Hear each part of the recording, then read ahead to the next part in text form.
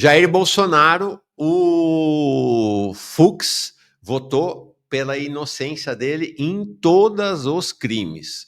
Organização criminosa, abolição violenta do Estado de Direito, golpe de Estado, dano qualificado, deterioração do patrimônio. 2 votos são do Alexandre de Moraes e do Dino pela condenação e 1 voto em todos os crimes pela absolvição do Fux.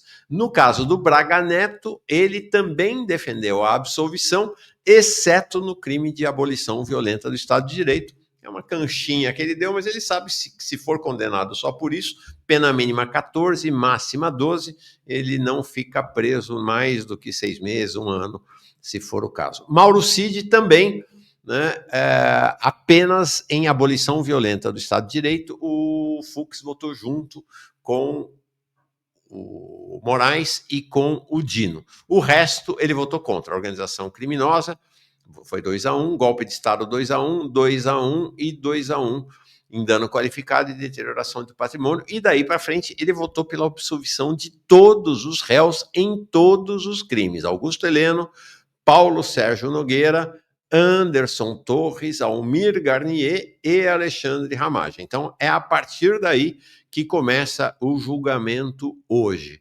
O que eu preparei agora, e nós vamos aí então seguir até... Eu não sei quanto tempo exatamente durou, mas quem tiver interesse e não assistiu ontem, acho que vale super a pena, porque é o mais emblemático dos votos. É claro que teve as preliminares que a gente mostrou aqui ontem de manhã, foi muito interessante. As preliminares foram interessantes porque mostraram a abordagem do Fux, que é oposta à abordagem que ele teve no julgamento da chamada infantaria, o pessoal dos baixo escalão, do golpe, onde ele apoiou penas duras, duríssimas, e mesmo ao momento do recebimento da denúncia pela primeira turma, quando ele aprovou o recebimento da denúncia em todos os réus, ele não levantou obstáculo a nenhum deles, e foi muito violento. Ele que é um punitivista tradicional, né? Converteu-se na madrugada anterior ao seu voto. Então, vamos ver aqui o voto dele em relação ao Jair Bolsonaro ontem. Vamos lá. Fala, Fux.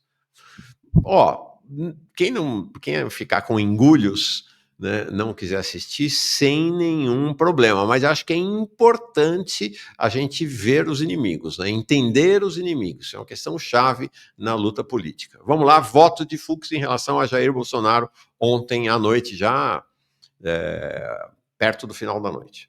Dias Bolsonaro. E o faço com a seguinte digressão. É lição elementar de direito que as funções de acusar e julgar devem ser exercidas por sujeitos distintos, de modo a preservar a imparcialidade do julgador, garantir a efetividade do direito de defesa e assegurar um julgamento conforme o devido processo legal. Aplicando essas lições a este julgamento, tem-se que não cabe a nenhum juiz assumir o papel de inquisidor, vasculhar mais de 70 megabytes de documentos à procura das provas que se encaixem na retórica acusatória e nem corrigir contradições internas encontradas na sua versão dos acontecimentos, ainda que nós tenhamos no gabinete juízes e instrutores. Portanto, analisei as acusações conduta a conduta, conforme a moldura definida pela peça ministerial e as provas especificamente indicadas pelo parquê, aplicando com técnica jurídica o direito vigente aos fatos devidamente submetidos ao contraditório. Demais disso, como reconhece a jurisprudência da Corte, quanto à regra de prova, a formulação mais precisa é o estándar anglo-saxônico, no sentido de que responsabilidade criminal deve ser provada acima de qualquer dúvida razoável. O Ministério Público imputa ao réu Jair Messias Bolsonaro os crimes de liderar uma organização criminosa armada, tentativa de abolição violenta do Estado Democrático, golpe de Estado e dano qualificado pela violência e grave ameaça contra o patrimônio da União e considerável prejuízo para a vítima, sem prejuízo da deterioração do patrimônio tombado. Primeiramente, é preciso realizar uma divisão das acusações. Elas não podem estar num contexto global. É preciso realizar uma divisão das acusações entre aquelas que se referem a fatos ocorridos no curso do mandato enquanto presidente e aquelas outras atinentes a episódios posteriores à sua saída do cargo. Infelizmente, certamente, em razão de limitações de todos nós, a petição do Ministério Público não me pareceu cuidar de realizar uma descrição típica, individualizada das condutas dos agentes, preferindo adotar uma narrativa que me pareceu desprendida da cronologia dos fatos alegados e com a indicação das condutas específicas que configurariam um dos crimes imputados. Não houve isso. Mas, nesse momento, é imperioso organizar os eventos narrados pela acusação conforme o momento em que ocorreram e aferir-se a adequação típica. Novamente, voltando à lição de Hungria, com uma mão que calça a luva sem nada sobrar nem nada faltar. Consoante já exposto previamente, condutas praticadas pelo réu durante seu mandato como presidente da República não podem configurar o crime previsto no 359-M do Código Penal, pois este, ao criminalizar a tentativa violenta de depor o governo legitimamente constituído, pressupõe a prática de conduta tendente a remover o mandatário do cargo ocupado, e era ele o mandatário do cargo ocupado?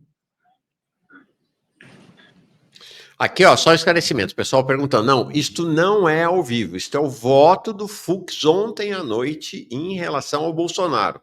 Eu separei só o voto dele em relação ao Bolsonaro, que eu acho que é o mais relevante do ponto de vista político, para a gente olhar aqui. Tá? Ao vivo começa às 14 horas aqui no Farol Brasil com o voto da Carmen Lúcia. E veja que interessante, ele se usa de um silogismo, né? Não, como é que pode ser golpe de Estado contra... golpe de Estado é para quem está na oposição, não para quem está no governo. Não, não é. A gente vê, por exemplo, no Uruguai, o presidente, ele era presidente, Juan Maria Bordaberry. O golpe de Estado foi dado por ele e pelas Forças Armadas enquanto ele estava no poder. O golpe de Estado não é apenas um golpe de Estado, ao contrário desse silogismo que o Fux traz, não é um golpe de Estado por quem está fora do poder e quer tomar de assalto o poder.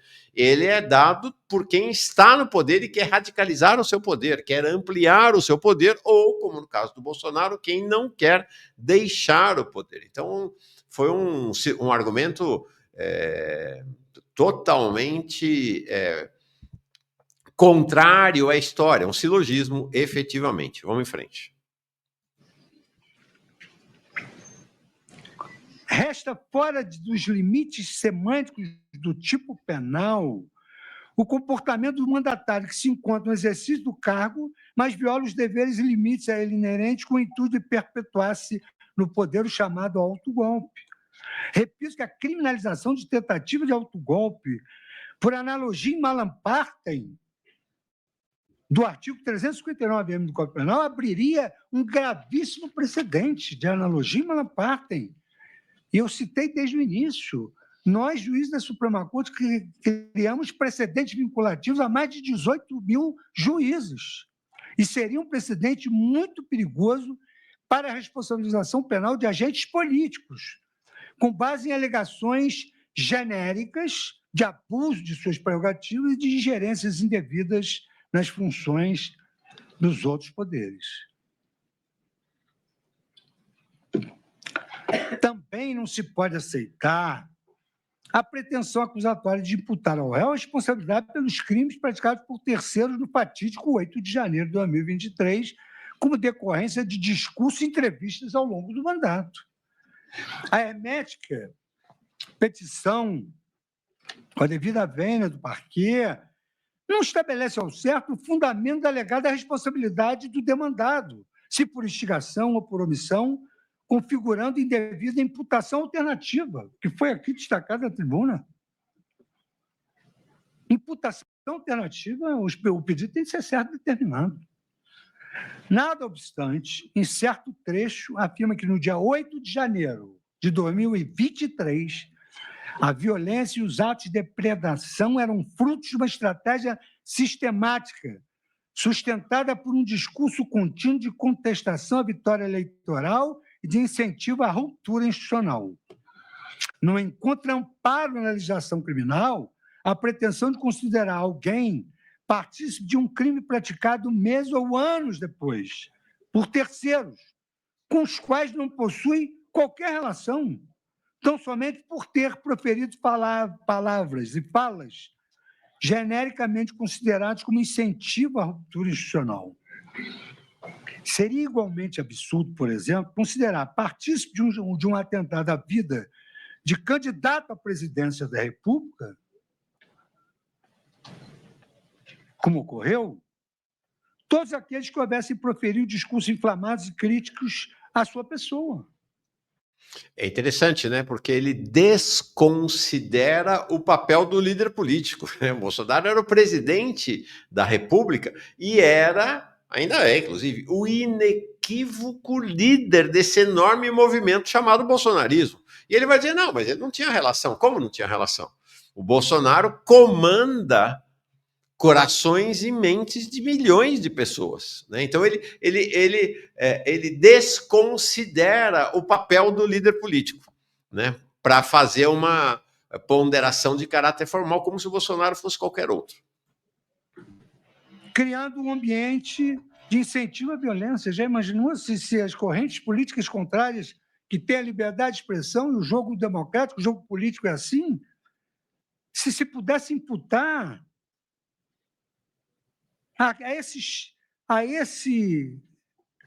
ao candidato opositor uma incitação que levou à violência contra o candidato à presidência da República, é desarrazoado equiparar palavras a atos efetivos de violência, como um ataque com faca, notadamente quando o ato agressor rompe qualquer nexo causal de que poderia cogitar com relação a discursos anteriores. Não, o cidadão foi lá e esfaqueou, cometeu o ato executório. A pretensão do Ministério Público, nesse contexto, viola o disposto no artigo 13. Tem um outro aspecto interessante que ele desconstrói a figura do mandante, né? Então é culpado se o cara foi lá e deu a facada, mas se ele mandou dar a facada, o que ele se depreende dessa fala dele é que ele não tem responsabilidade. E a gente olha pela linha de argumentação do Fux, básico, o que ele está dizendo? É que o Trump também não teve nenhuma responsabilidade sobre o ataque ao Capitólio em 2016.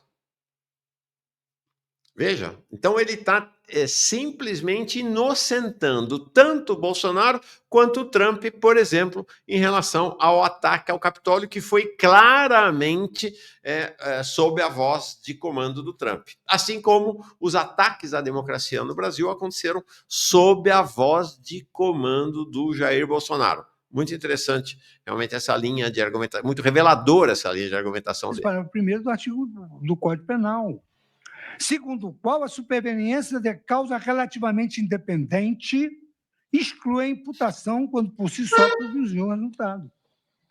É a lição de Heleno Fragoso.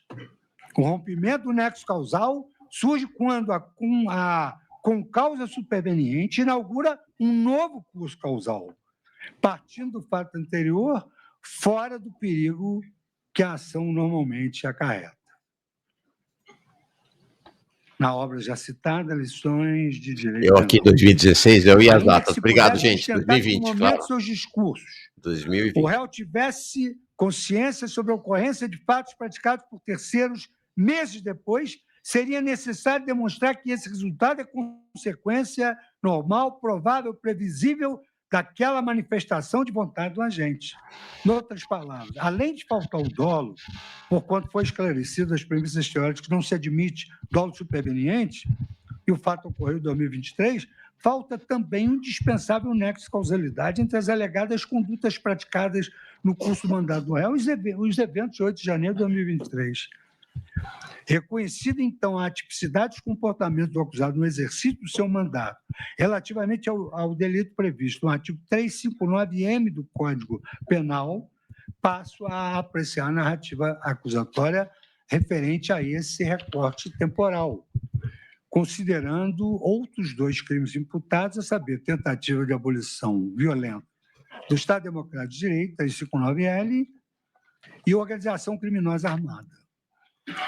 Quanto aos fatos ocorridos no exercício da presidência da República, cumpre subdividi-los em 3 tópicos: a chamada BIM paralela, os ataques ao sistema eleitoral e 3, a participação em planos de ações antidemocráticas.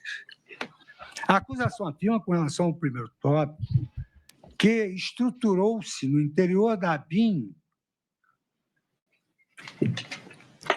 um núcleo clandestino de contra-inteligência denominada a BIM paralela. Sustenta ter ocorrido o uso da BIM e de sua estrutura para promover perseguição a adversários, interferência em investigações e espionagem política. O funcionamento da BIM é regido primordialmente pela Lei 9883 de 99, cujo artigo 4º, inciso 1º, lhe incumbe a tarefa de planejar e executar ações, inclusive sigilosas, relativas à obtenção e análise de dados para a produção de conhecimento destinados a assessorar o presidente da República. Desde logo se percebe que, nada obstante a narrativa ministerial, não há ilegalidade no acionamento da BIM pelo presidente, com acesso direto e sem intermediação. O artigo 6º da mesma lei prevê ainda, estamos no campo da legalidade, o homem só pode fazer aquilo que é permitido pela lei. O artigo 6º da mesma lei prevê ainda que a atividade de inteligência está submetida ao controle e fiscalização do poder legislativo, por meio de órgão integrado pelos líderes da maioria e da minoria da Câmara dos Deputados e no Senado Federal, assim como os presidentes das Comissões de Relações Exteriores e Defesa Nacional da Câmara dos Deputados e do Senado Federal. Sendo os atos da BIM limitados à obtenção e análise de dados, além de submetidos ao controle externo do Legislativo, certamente não poderiam configurar atos executórios de cunho violento com aptidão para abolir, como consequência direta e imediata, o Estado democrático de direito.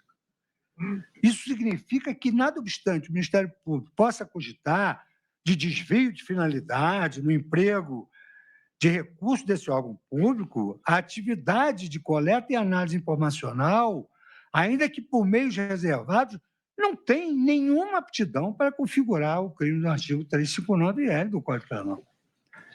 Fixada essa premissa, eu prossigo no exame das provas específicas apontadas pela acusação. Uma delas diz respeito... A premissa do Fux é de que a ABIN agiu o tempo todo dentro da legalidade. Essa é a premissa dele. A ABIN não cometeu absolutamente nenhum ato ilegal, né? Isso ele faz para confrontar o Alexandre de Moraes e mesmo o Gonê, né, que vão falar da ABIN paralela, né, de uma gestão à margem das estruturas da ABIN daquele órgão. Tá? Então, essa é a ideia dele que ele está tentando construir aqui. A utilização da ferramenta First Mile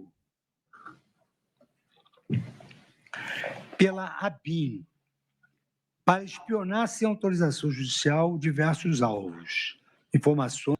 O pessoal vai entrando depois, só para esclarecer. Este é o voto dele ontem no final da noite, tá? Eu separei, recortei o voto em relação ao Bolsonaro, um voto no qual ele inocentou completamente o Bolsonaro. A sessão será retomada hoje às 14 horas com o voto da Carmen Lúcia e depois do Zanin. Vamos lá, voltar aqui ao Fux. Da Polícia Judiciária, número 337-8843-2023. Há, nesse aspecto, no meu modo de ver, uma certa incoerência da acusação. De um lado, afirma categoricamente que a ferramenta First Mile foi utilizada exclusivamente no período de abril de 2019 a meados de 2021, até porque o contrato de uso da First Mile terminou em 10 de maio de 2021, contrato número 567, barra 2018. No entanto, a denúncia sustenta que a suposta organização criminosa teria operado entre 29 de junho de 2021 e 8 de janeiro de 2023, período no qual a First Mile já não era mais utilizada, sustenta a rigidez da utilização dessa ferramenta. De toda sorte, no meu modo de ver, com a devida vênia, não logrou a acusação explicar quais dispositivos legais proibiam o emprego da ferramenta First Mile pela BIM, nem a participação dolosa direta do réu no que concerne a sua utilização. O órgão acusador questiona também o monitoramento de empresas envolvidas na fabricação de urnas eletrônicas como positivo, fazendo uma ilação no sentido que o documento positivo DOC-X, encontrado com ramagem, continha dados societários históricos de doações utilizados para disseminar desinformação. A par do desvio de finalidade genericamente alegado, não se identifica adequação típica criminal nessa conduta, normalmente diante das competências atribuídas à BIM pelo artigo 4º da Lei 9883/99, que envolve a produção de relatórios e dossiês por meio de coleta aberta de informações, da avaliação estratégica e da elaboração de perfis de risco. Open Search Intelligence. Ainda sobre a BIM paralela, a acusação faz referência a uma reunião ocorrida em agosto de 2020, na qual Ramagem, Jair Bolsonaro, Heleno e advogados de Flávio Bolsonaro reuniram-se para discutir ações contra servidores da Receita Federal envolvidos na elaboração do RIF que originou investigação no Supremo Tribunal Federal. Sequer se demonstrou, quanto a isso, a efetiva utilização da BIM, havendo mera referência a discussões,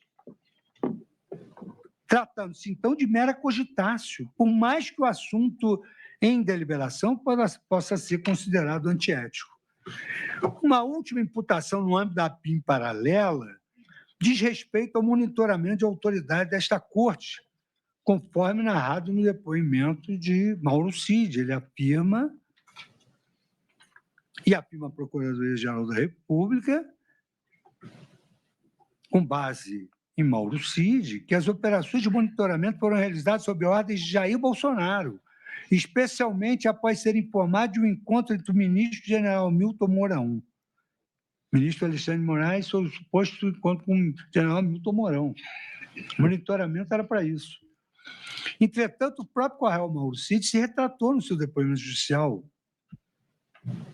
ID 1041, afirmando categoricamente que monitoramento constante, isso nunca teve essa ordem nem essa determinação por parte de Jair Bolsonaro, página 54.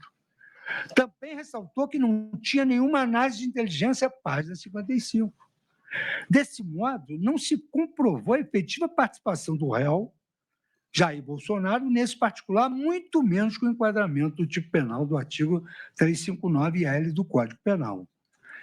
Passo, na sequência, as condutas envolvendo ataques ao sistema eleitoral, conforme a versão acusatória expõe.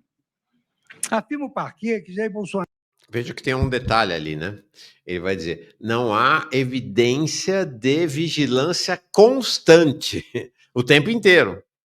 Isso não quer dizer que não tenha havido vigilância pontual, ilegal da BIM contra um colega dele, ministro do Supremo.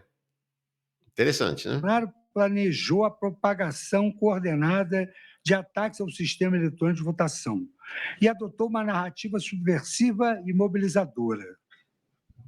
Entretanto, conforme afirmei anteriormente, não se pode admitir que possam configurar a tentativa de abolição do Estado democrático de direito, de discurso ou entrevistas, ainda que contenham questionamentos contra a regularidade do sistema de votação ou rudes acusações aos membros de outros poderes. A simples defesa da mudança do sistema de votação não pode ser considerada narrativa subversiva, conforme o fundamento que se adotou aqui na DI 5889. Está aqui nesse acórdão da DI, está aqui no Brasil, a despeito do sistema eletrônico de votação contar com várias checagens de segurança, ainda existir até o momento qualquer comprovação de fraude no cômputo dos votos, nem sempre a segurança da votação eletrônica é adequadamente apreciada. Portanto, a impressão do registro do voto não é um retrocesso, não é fonte de desconfiança no processo eleitoral, decorre de uma escolha dos representantes eleitos. Essa decisão, senhor presidente, me prejudicou muito a presidência do Tribunal Superior Eleitoral, que na última hora eu tive que correr para tentar comprar máquinas de voto impresso. Houve a licitação, posteriormente o plenário do Supremo mudou a decisão e houve um pleito de indenização por aqueles licitantes que tinham comprado as urnas com voto impresso. A matéria foi discutida, era tão controversa que foi discutida, enfim. Como se sabe, eu fui o presidente da TSE, eu até era muito criticado, porque eu dizia que a urna eletrônica era igual uma torradeira. Botou na tomada, funciona, tirou, não funciona. Essa era a minha compreensão. Repito que o artigo 359-T do Código Penal estabelece não constituir crime contra o Estado Democrático de Direito a manifestação crítica aos poderes constitucionais. A rigor, a adequação típica ao artigo 359-L do mesmo diploma já estaria afastada em caso pela ausência de caráter violento das condutas. A lei exige violência. Daí porque considera ausente a tipicidade penal no que diz respeito à live de 29 de julho de 2021.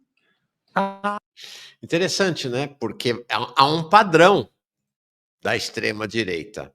A gente vê lá nos Estados Unidos o Trump também questionando o tempo inteiro o sistema eleitoral dos Estados Unidos e tomando atitudes a partir disto. Ele vai dizer, não tem violência. Não, como não tem violência? O presidente da República, veja, ele não está falando, e essa é uma questão interessante da desresponsabilização que ele faz do Bolsonaro, ele não está falando de um comentarista, de um jornalista, de um parlamentar. Ele está falando do presidente da República que terá, que seria, como foi, submetido ao escrutínio popular pelo sistema eleitoral vigente. Então, veja que interessante, né? Interessante. Eu quero saber se qualquer outro presidente, Lula, Dilma, Brizola, João Goulart, fizesse algo parecido, qual seria a posição do Fux? Nós sabemos qual seria, né? Nós sabemos. A entrevista ao programa Pingos nos Is, de 4 de agosto de 2021, e as falas em reuniões institucionais de 5 de setembro de 2022 e 18 de setembro de 2022. Em outra passagem, Sua Excelência, Procurador-Geral da República, afirma que a organização criminosa preparou em favor de Jair Messias Bolsonaro materiais falaciosos para divulgação pelo influenciador argentino Fernando Serimedo, que realizou uma transmissão ao vivo pela internet em 4/11 de 2022 com questionamentos ao sistema eletrônico de votação, algo que foi objeto de controvérsia judicial. A par da absoluta ausência de provas de vinculação do réu Jair Bolsonaro com esse influenciador argentino, as mesmas conclusões sobre a tipicidade da conduta se aplicam a esse ponto.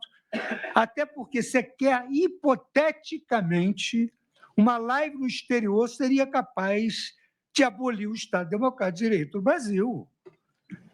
Registro que a confiabilidade das urnas eletrônicas já foi ao longo dos anos. E sempre ocorreram questionamentos públicos inflamados por políticos de direita e de esquerda do sul ao nordeste do país. Sei que com isso tenham se abalado as instituições democráticas brasileiras. Ao contrário, as instituições se legitimam e se fortalecem pelo livre debate público, enfrentando todos os argumentos falaciosos e demonstrando que o Brasil realiza eleições seguras.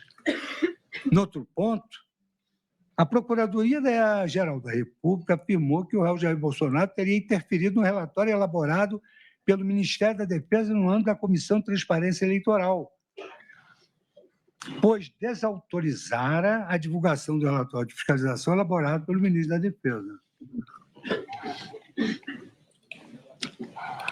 O referido relatório foi encaminhado pelo então ministro da Defesa ao TSE, assinalando que o trabalho restringiu-se à fiscalização do sistema eletrônico de votação, não compreendendo outras atividades, como, por exemplo, a manifestação acerca de eventuais indícios de crimes eleitorais. Posteriormente, em 10 de 11 de 2022, o ministro da Defesa divulgou nota oficial esclarecendo não ter sido descartada a possibilidade de fraude. A absoluta ausência de lesividade desse episódio, com relação ao bem jurídico tutelado pelo artigo 359 do Código Penal, é reconhecida pelo próprio Ministério Público, que diminuiu a sua importância ao afirmar em verbos: a ação, contudo, não foi exitosa. O grupo conseguiu apenas que a divulgação do documento fosse evasiva quanto à possibilidade de fraudes do processo eleitoral. Mas ainda que... Veja que a lógica dele, ele vai traçar isso, é uma característica da extrema-direita. O Fux assume no voto dele toda a retórica e a narrativa e o discurso da extrema-direita é o discurso da liberdade de expressão. Não, mas como? Estava havendo um debate livre. O sujeito era presidente da República, estava pressionando o TSE do qual ele participou, inclusive, né? Impressionante isso, como ele se coloca ao lado de quem estava fazendo pressão e ameaça sobre poder que ele integra o Poder Judiciário, o STF e o TSE. Ele se coloca a favor. Isso é meio como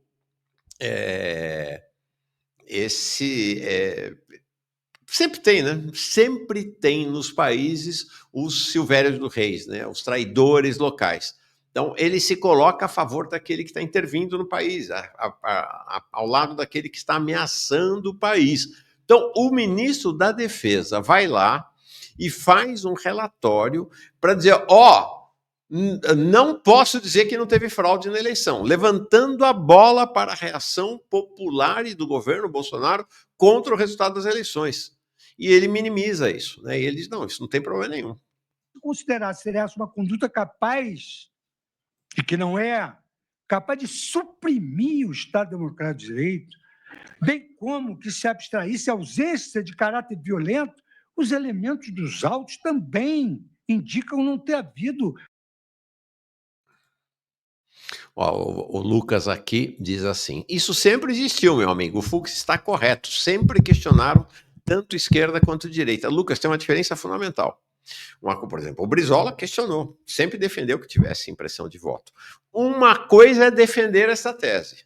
Outra coisa é usar, e é o que aconteceu, o poder de Estado e a pressão das Forças Armadas para impor a sua decisão, passando por cima das instituições. É disso que se trata. Não se trata de uma defesa. De fato, tem gente da esquerda que defende o voto manual até hoje, sem problema.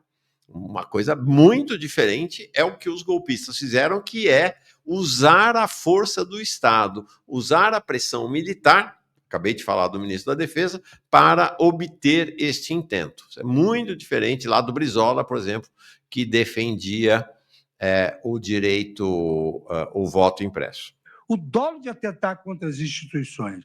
Em seu depoimento judicial, a testemunha Batista Júnior, que é o grande pilar da prova testemunhal, que não compareceu numa reunião e foi embora na outra, negou que o presidente da República houvesse interferido no relatório. Negou que o presidente da República houvesse interferido no relatório. Disse ele no depoimento. Interferir no relatório eu desconheço. Isso está em linha com a versão apresentada pelo réu sobre o episódio. Qual foi? O que eu pedia sempre para o ministro da Defesa era fazer um relatório mais imparcial possível. e que só colocasse ali o que não tivesse qualquer sombra de dúvida. Esse relatório saiu, se não me engano, dia 11 de novembro. Não tinha prazo para entregá-lo. Como a partir do momento que você não tem prova de nada, a gente acredita. E da minha parte, vou continuar, enquanto for possível, buscando colaborar com o TSE, para que não haja qualquer dúvida, mas sem nenhuma intenção de afrontar o Poder Judiciário no caso. Foi o depoimento aqui em juízo prestado pelo ex-presidente. Outro episódio constante das acusações é o relativo à representação eleitoral apresentada ao Tribunal Superior Eleitoral em 22 de 11 de 2022, com base no estudo do Instituto Voto Legal, uma representação baseada num parecer de um instituto, pedindo a invalidação dos votos decorrentes das urnas dos modelos UE 2009, UE 2010, UE 2011, UE 2013 e UE 2015. Sustenta a acusação que, apesar de alertar sobre as inconsistências do estudo do Instituto Voto Legal, o presidente ignorou os avisos técnicos e insistiu na alegação de fraude, protocolando o pedido judicial sabidamente inconsistente. O artigo 5º da Constituição prevê a garantia do acesso à justiça. O juiz julga procedente ou improcedente, acolhe ou desacolhe a representação. Mas, por imperativo lógico, é inegável que esta previsão de garantia do acesso à justiça decorre a impossibilidade de criminalizar, como atentado ao Estado Democrático de Direito, a mera apresentação de demanda ao judiciário, ainda que se conclua posteriormente pela sua improcedência. O processo é Hitchcockiano, não se sabe quem tem razão, só sabe quem tem razão no final. Ainda que se conclua posteriormente pela sua improcedência. Como se sabe, não se trata da primeira vez que um candidato à presidência da República provoca o TSE contra a regularidade das eleições. Em 30 de outubro de 2014, aquela corte eleitoral foi instada pelo partido do candidato derrotado à realização de uma auditoria especial do sistema de votação. Em vez de rejeitar de plano a pretensão e qualificá-la como ataque às instituições democráticas, o TSE tomou a sábia decisão de autorizar a auditoria e, posteriormente, apresentar o resultado à sociedade, indicando não ter sido encontrada nenhuma fraude. O episódio apenas reforçou a legitimidade da justiça eleitoral. Ela acolheu e decidiu. E demonstrou o compromisso da justiça eleitoral com a transparência. Não há motivos para que os fatos subjúdice sejam tratados de forma distinta. Representar o Tribunal Superior Eleitoral não é crime. É a garantia de uma cláusula pétrea de acesso à justiça. De qualquer sorte, as provas apresentadas pela Procuradoria-Geral da República apenas denotam que o réu Jair Bolsonaro tinha o intuito de buscar a verdade dos fatos sobre o funcionamento do sistema eletrônico de votação. Isso fica claro pelo depoimento, novamente, da notável testemunha Batista Júnior, que narra ter informado então o presidente sobre erros técnicos do documento apresentado pelo Instituto Voto Legal, ao que o réu reagiu, ligando por telefone imediatamente para o representante legal desse instituto, a fim de que Batista Júnior pudesse explicar as inconsistências verificadas. Entre parênteses, depoimento. Diante disso, o presidente ligou para Carlos Rocha, presidente do Instituto Voto Legal, para que o depoente explicasse as inconsistências do estudo. Não se trata da postura esperada de alguém fazer essa checagem na frente do próprio depoente. Não se trata de uma postura esperada de alguém que possui o intuito de cometer uma fraude. Em seu interrogatório, o réu reforçou a sua postura de boa-fé ao afirmar em verso. Então, nós decidimos, então não. Pelo TSE, encerrada aí qualquer discussão sobre o resultado das eleições. Poderia, se não tivesse sido a multa, podia entrar mais 2, 3 petições. E está encerrado o processo. Não tinha mais que discutir mais nada. Reputo, portanto, que a conduta narrada não configura o crime do artigo 359-R do Código Penal. Um último evento narrado na peça acusatória, no contexto de ataques ao sistema eleitoral, diz respeito ao manejo indevido das forças de segurança pública para dificultar a votação de eleitores no candidato da oposição em 19 de 10 de 2022. Quanto a isso, o Ministério Público, em momento algum, apresentou provas da ciência ou da participação de Jair Bolsonaro nos fatos, limitando-se a narrar condutas atribuídas a Anderson Gustavo Torres, Silvinei Vasques, Marília Ferreira Alencar e Fernando de Souza Oliveira. Com efeito, o parquê até mesmo reconhece que Jair Bolsonaro não praticou nenhuma conduta relacionada a esses fatos. mas sustenta que a ação não dependia de um comando explícito dele, pois a estrutura do Estado já se encontrava mobilizada em torno dos interesses pessoais do réu. Mas se ele não participou, como é que foi mobilizado nos seus interesses? O Ministério Público, no meu modo de ver, ele pretende uma imputação penal objetiva ao réu, atribuindo a responsabilidade objetiva por fatos praticados por terceiros, sem demonstrar sua contribuição dolosa para o suposto resultado delitivo. Ocorre que, conforme lição jurídica corriqueira, não se admite a imputação objetiva no direito penal. O artigo 18, parágrafo 1 do Código Penal, é nítido ao prever que ninguém pode ser punido por fato previsto como crime, senão quando pratica dolosamente. Nem há que se cogitar aqui, até porque sequer a acusação ousou fazê-lo, da figura da coautoria funcional, na qual a atuação do coautor detém uma função específica na execução do ilícito penal que possui reflexos para o seu aperfeiçoamento, de sorte que a sua não colaboração compromete o êxito do ilícito. Para que se pudesse discutir sobre a aplicação dessa teoria ao caso em apreço, seria necessário demonstrar que o réu foi cotitular da resolução comum para o fato e da realização comunitária do tipo, de forma que as contribuições individuais completam-se em um todo unitário, e o resultado total deve ser imputado a todos os participantes, que é o que preconiza Johannes Wessels numa obra traduzida pelo estimado amigo e ex-procurador, não sei se é procurador da República ainda, Juarez Tavares, numa obra publicada pela editora Fabris. Seria então, pela editora Fabris, editor, seria então preciso que o parquet indicasse qual a fração de ato executório incumbiria o agente em questão no contexto do plano delitivo, bem como a sua indispensabilidade diante das singularidades do tipo penal e do caso concreto para a consecução do resultado delituoso. Obviamente, também seria exigida a demonstração da unidade de desígnios, já que íncitas a essa mudança de coautoria figura a divisão de tarefas e a distribuição funcional dos papéis para a consecução de um fato típico específico. Entretanto, com a devida vênia, a denúncia carece de todos esses elementos. A improcedência da pretensão acusatória, então, é medida que se impõe consoante a jurisprudência desta Corte. Deve ser reputada a imputação centrada unicamente na posição de um dado agente na escala hierárquica governamental por inegável afinidade com o direito penal objetivo. Não se admite a invocação da teoria do domínio fato com vista a solucionar problemas de debilidade probatória ou a fim de arrefecer os rigores para a caracterização do delito doloso, pois tais propósitos estão dissociados da finalidade principal do Instituto. Ação Penal 975/2017. E aí continua a digredir, um caso de sua excelência, o relatório de São Fachin, sobre a teoria do domínio fato. Não basta invocar que o paciente se encontrava numa posição hierarquicamente superior para se presumir que tem ele dominado toda a realização delituosa com plenos poderes para decidir sobre a prática do crime. Exigível, portanto, no habeas corpus, agora 127/97, exigível, portanto, que a denúncia descrevesse atos concretamente imputáveis ao paciente, constitutivos da plataforma indiciária mínima, reveladora de sua contribuição dolosa para o crime. Nesse ponto, e o Ministério Público reconheceu que ele não tem participação. Nesse ponto, a insuficiência narrativa da denúncia é manifesta, por se amparar numa mera conjectura, numa criação da acusação, o que não se admite. A deficiência narrativa inviabiliza a compreensão da acusação e, consequentemente, os correios do exercício da ampla defesa. Ademais, sem uma imputação precisa, haveria violação à regra da correlação entre a acusação e a sentença HC 127397. Avançando... Vale o registro de que ele ontem apresentou posições diametralmente opostas às posições que ele teve durante a Lava Jato.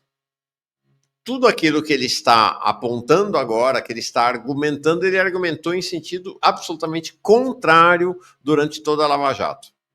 Na análise da acusação, passa-se as imputações que configurariam participação em planos de ações antidemocráticas. Seguindo a ordem cronológica dos fatos, a primeira conduta específica, narrada pelo Ministério Público, diz respeito a uma suposta reunião entre o réu Jair Bolsonaro e Felipe Martins no Palácio da Alvorada em 19/11 de 2002. Ao referir-se a esse encontro, a Procuradoria-Geral da República disse que o documento de finalização do golpe era preparado pelo grupo e acompanhado de perto por Jair Messias Bolsonaro. Entretanto, a acusação não logrou indicar exatamente qual documento teria sido apresentado ou discutido nessa reunião, sendo certo que o seu conteúdo não veio aos autos. O próprio Correio Mauro Cid, cujo depoimento é invocado pelo Parquet, faz referência genérica a várias reuniões sequer sabe precisar as datas. Então, agora, diz o colaborador Mauro Cid, então agora, em termos de data, eu não me lembro bem como foi, mas me parece que foi uma, duas, no máximo 3 reuniões, talvez 2, em que foi levado esse documento ao presidente. É assim que foi a acusação, formulou o seu pedido, que não restou adequadamente provado. A segunda conduta, imputada pela sequência temporal,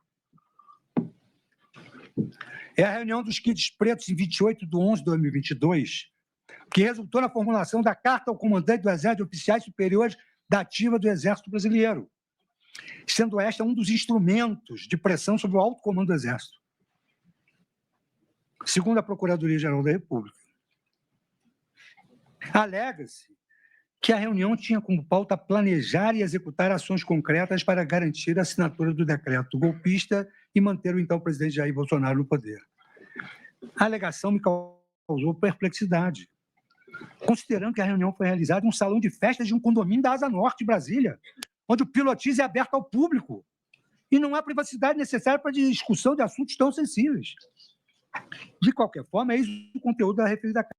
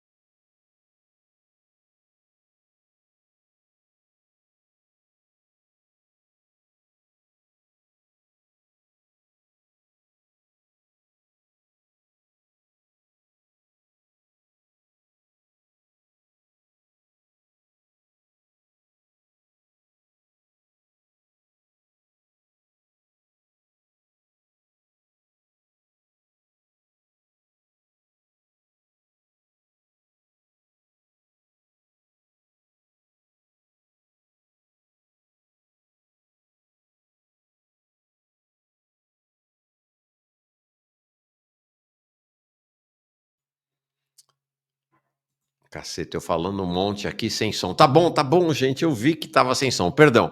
Esse aspecto tá falando, vamos lá, Mauro do Céu, tá sem áudio, é que eu tirei o áudio. Eu tirei o áudio por causa da Maquita aqui, já voltei.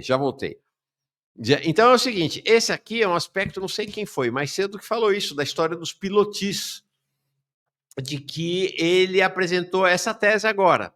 Então, eu vou deixar o som aqui, tá? Essa Maquita aqui me pegou. O que acontece? Ele parte da suposição, da pressuposição de que porque a reunião aconteceu num salão de festas, acontecido num pilotis, o que é o pilotis? É esse piso que você tem colunas no térreo dos prédios, e muitos prédios, os prédios originais do plano piloto, que elevam os apartamentos, tá? Elevam os apartamentos, e aí você tem esse espaço. Então, são grandes vãos livres, bonitos, inclusive, em que você tem lá a guarita, né, essa coisa bem brasileira, assim, com os porteiros, e você tem salão de festa. Aí ele parte do pressuposto que seria impossível conspirar num salão de festas, num pilotis, porque seria impossível fazer conspiração lá, porque é um salão envidraçado. Da onde? Né?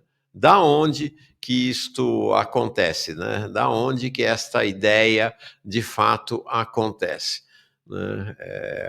Ou seja, ele está dizendo o seguinte: ninguém tem prova de que...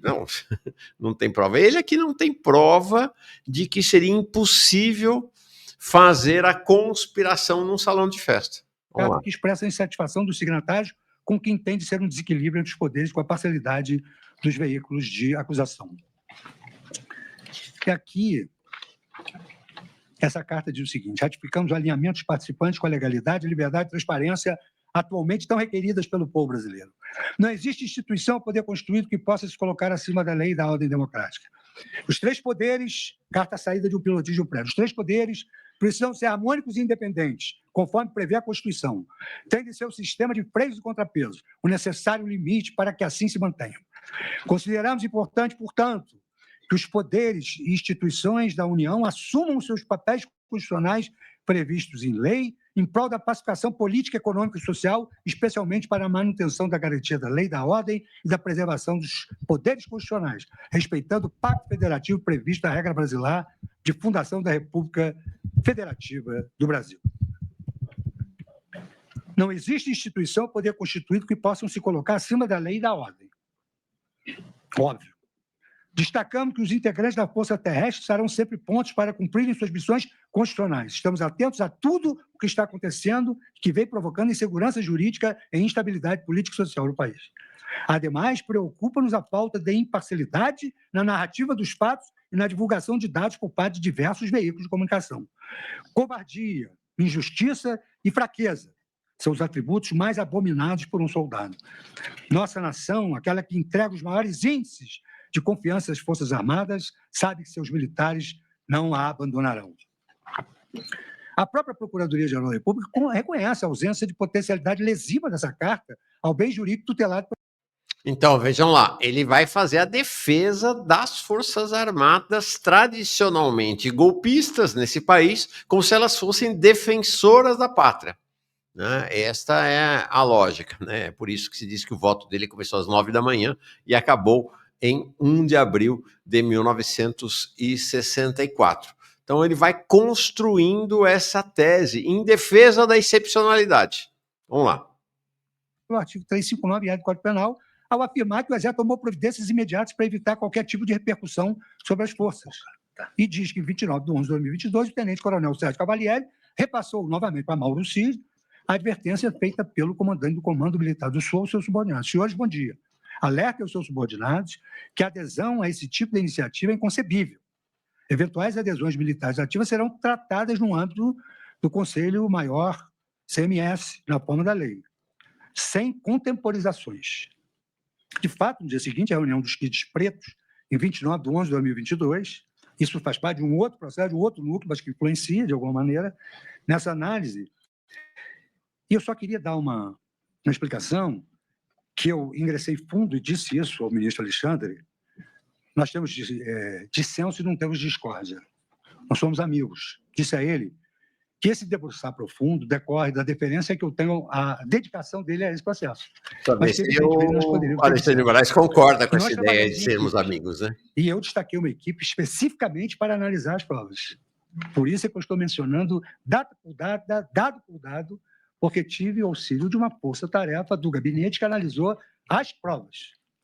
De fato, no dia seguinte à reunião dos kits pretos, 29 de 11 de 2022, o Comando do Exército publicou nota rebatendo a referida carta, consignando que os militares da ativa por definição legal e por compromisso com a nação brasileira são apartidários em suas condutas, bem como que o respeito incondicional à hierarquia, à disciplina e à cadeia de comando é o farol que sempre orientou os rumos de nossa instituição em todos os momentos de sua existência.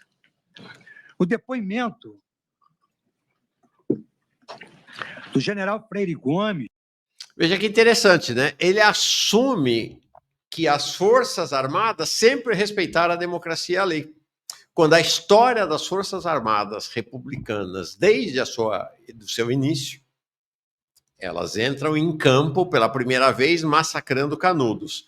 É uma sequência ininterrupta de atentados à democracia. Então, hoje ele está vocalizando, ele está sendo o intérprete no nível jurídico da versão que as Forças Armadas têm sobre si próprias na história brasileira.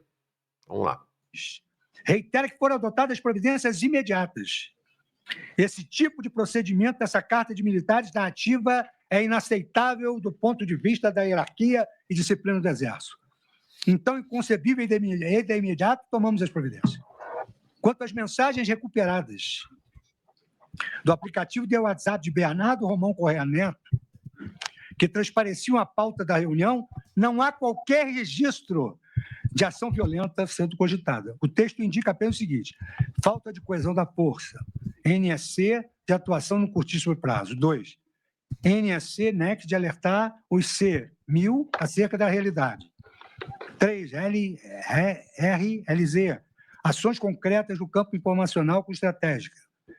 4. Criação de gabinete de crise, inicialmente no campo informacional. Proposta no COTER. O EB deverá falar com os presidentes do Poder Legislativo e Judiciário. Estado final desejado. O estabelecimento de laços de confiança entre o PR e o comandante EB, Centro de Gravidade, Alexandre de Moraes. Acrescente que a única prova da ciência do réu Jair Bolsonaro sobre a carta em questão, ela consiste em mensagens trocadas entre o coréu Mauro Cid e Sérgio Cavalieri, em que o segundo pergunta se o primeiro sabe disso. E o primeiro diz sim. Essa é a prova tênue. É insuficiente, completamente insuficiente, para demonstrar uma participação dolosa quanto à elaboração da carta e a sua divulgação. Por todos esses motivos, não houve qualquer ato executório de atentado ao Estado Democrático a partir da reunião, muito menos restou demonstrada a concorrência de conduta dolosa do acusado para sua realização. Seguindo a linha do tempo, a Procuradoria-Geral da República faz referência a reuniões realizadas em novembro de 2022, nas quais o réu Jair Bolsonaro e Batista Júnior estariam presentes, sugerindo, nas palavras do órgão de acusação, que o plano disruptivo foi incessantemente testado pela cúpula do poder. Em seu depoimento, Batista Júnior, testemunha central, declarou o seguinte: no mínimo, eu estive lá no dia 1º de novembro, no dia 2 de novembro, no dia 14 de novembro, no dia 22 de novembro, no dia 24 de novembro. Nunca estive sozinho com o presidente e o general Paulo Sérgio estava presente. Acho que os outros dois comandantes estavam em todas, não tenho certeza. No dia 2 de novembro, ao Palácio, nos reunimos na biblioteca, no sofá da biblioteca. A primeira reunião foi na mesa da biblioteca. A segunda foi no sofá da biblioteca. Só o ministro da Defesa e os 3 comandantes. E esse assunto da garantia da lei e da ordem, ele começou a ser abordado nessas outras reuniões, mas o foco era a entrega do relatório. Nota-se aqui uma contradição interna da Tavena e da acusação. Veja que essas reuniões citadas por Batista Júnior teriam ocorrido 1º do 11, 2 do 11, 14 do 11, 22 do 11 e 24 do 11 de 2022. Por sua vez, em outra passagem da peça acusatória, afirma que a primeira versão do documento foi submetida à apreciação dos representantes das Forças Armadas em reunião realizada no Palácio Alvorada na manhã do dia 7 de 12 de 2022. 1 do 11, 2 do 11, 14 do 11, 22 do 11, 24 do 11. Não há essa data, 7 de 12 de 2022. Ora, como poderia o réu imputado ter tratado da minuta do decreto de reuniões realizadas em novembro se a sua primeira versão foi apresentada em dezembro? No processo penal, como é sabido, dúvidas ou contradições enfraquecem a acusação pro réu. Demais disso, Batista Júnior disse que o assunto referente à garantia da lei e da ordem começou a ser abordado, mas o foco da reunião era sobre o relatório do Ministério da Defesa na Comissão de Transparência Eleitoral, que eu já abordei anteriormente. Isso reforça que nada passou de uma vaga cogitação, prontamente rejeitada, como, aliás, resta clara da passagem do depoimento de Batista Júnior. Então, aqui tem uma questão importante. Presta atenção. O nosso olhar e dos juristas sérios e vinculados à esquerda radical, que tem um olhar autônomo, independente em relação aos juristas liberais e progressistas vinculados à burguesia brasileira, desmente a versão de que o Batista Júnior, o Freire e Gomes seriam heróis da legalidade, que eles teriam agido como deixa eu até abaixar aqui, acho que isso é bastante importante, de que o Freire Gomes e o Batista Júnior, então comandantes do Exército e da Aeronáutica, teriam agido na versão deles, e na versão do STF, e na versão da PGR, como verdadeiros heróis da democracia a se colocarem contra o golpe. O Batista Júnior ainda há alguns indícios. Em relação ao Freire Gomes, claramente o Freire Gomes silenciou de maneira cúmplice com todo o andamento do golpe, como é da tradição dos militares brasileiros. Se a gente olha para 64, a maioria dos comandantes militares não apoiou o golpe no primeiro momento. Eles só vão apoiar o golpe quando o golpe é vitorioso. A covardia é uma característica intrínseca aos militares brasileiros. Então, essa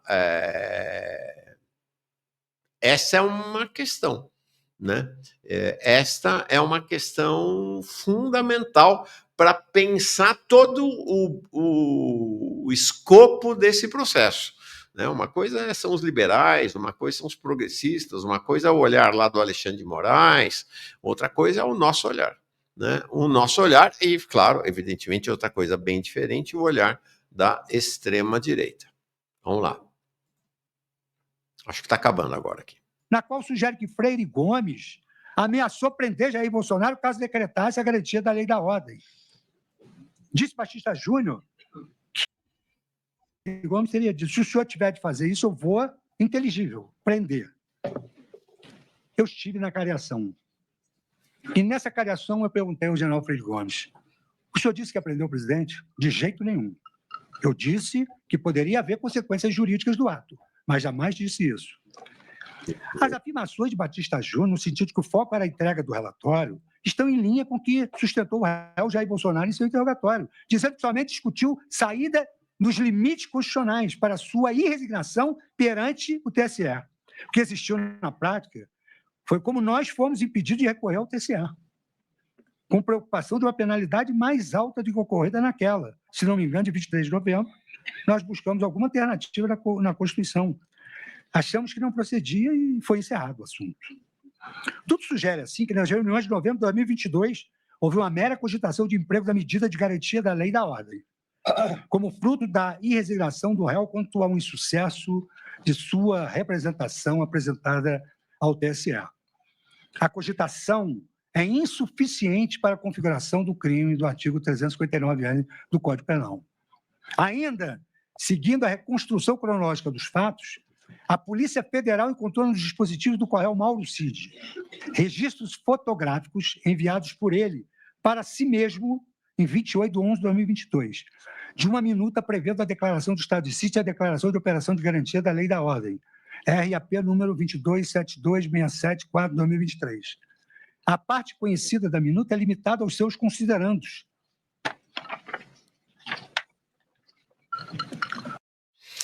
Por interesses egoísticos. Chegamos a 11 horas da manhã, tá? Nosso horário assim padrão limite, acho que já deu para ter uma boa ideia de qual foi a conduta argumentativa do Mauro Cid, tá? Então tá aí, esse foi o voto dele, um longo voto, foi 13 horas ontem, começou às 9h10 da manhã, foi 9h15 da manhã, foi até às 22h45, impressionante, efetivamente, né, essa duração.